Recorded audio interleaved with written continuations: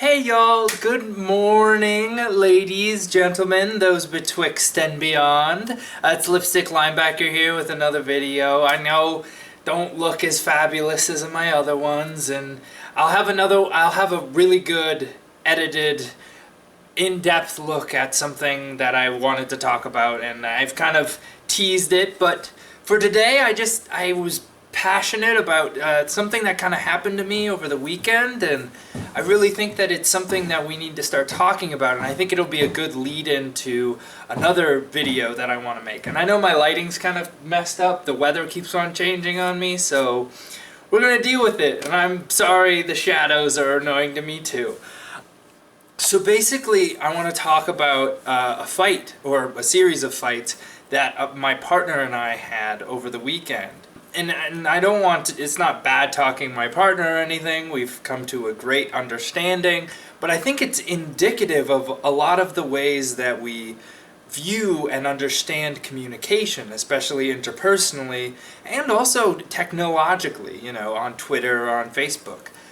So basically what happened is we were talking about various things that we like, things that were part of our identity, part of who we are, formative pieces of ourselves. For my boyfriend, it was Dr. Horrible's sing-along blog, and for me it was Les Mis.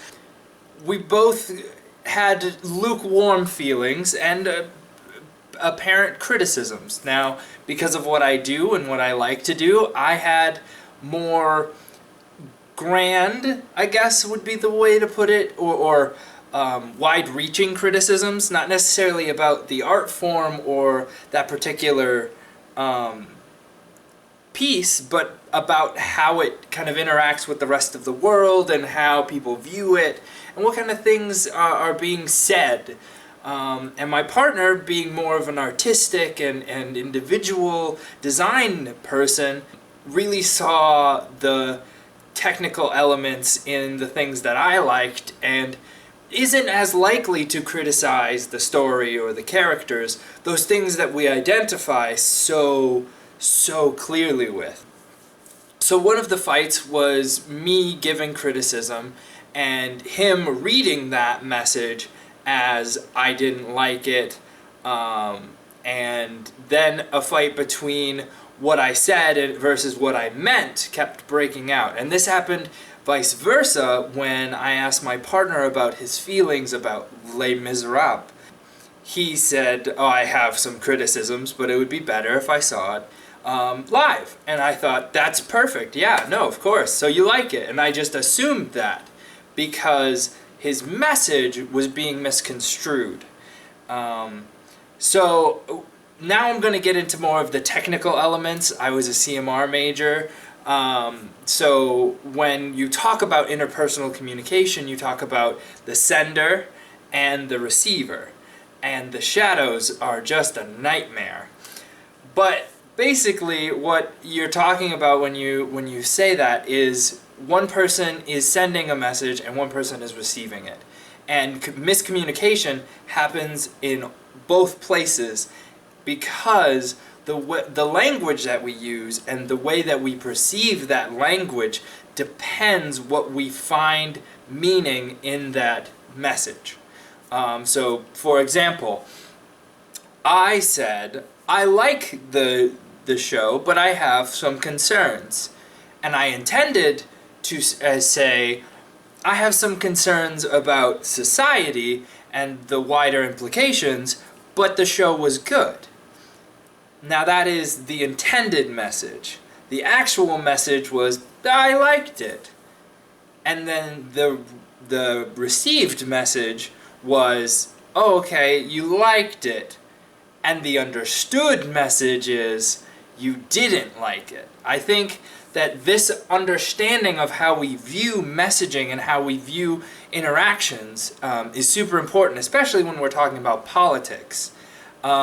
Recently, I started reaching out to some individuals who kept commenting on my Facebook and kept wanting to go into a political debate, either in comments or in interpersonal space.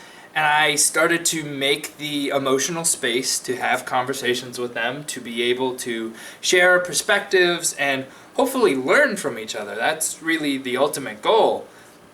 And I started to realize that there were multiple times where we would talk and the words that we would use would not communicate the same message. So one of the things that I would possibly say would be, I believe that women should have the right to choose, or womb carrying individuals should have the right to choose. Trans people also can get pregnant. So I would say that, and what I intended to say was that I don't want the government to restrict anything despite my own moral problems.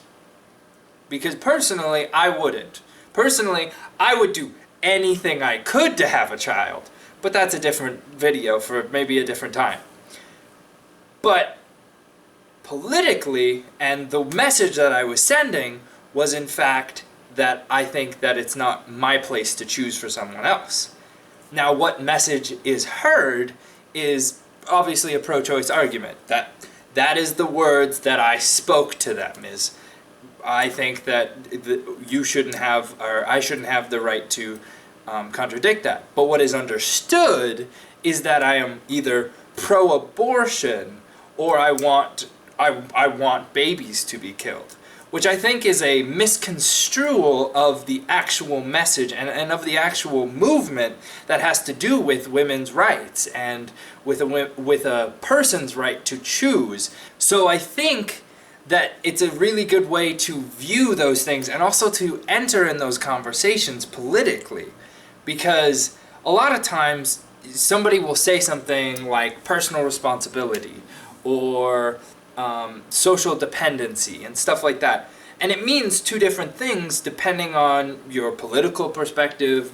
And I think that that's something that we really need to talk about. And if you don't understand what they're trying to say, you have to clarify. And I think that's for people on every side. I do that constantly. I'll go through messages from people or comments from people, and I'll just underline words and be like, okay, what does this mean? Tell me what your definition of this, or what this means to you, and what you're trying to say. Rather than what you are saying, what is the message you're trying to get across? And I think in a lot of cases that shuts down a lot of hate, because either they have to be outright about it, or they have to explain it away and define themselves outside of that message. And I think that's a really important way to especially discourse with people in public. Comment sections, Twitter, any place where other people will be able to see those comments. I think it's really important to force people to explain their perspective. And I hope that people will do the same for me.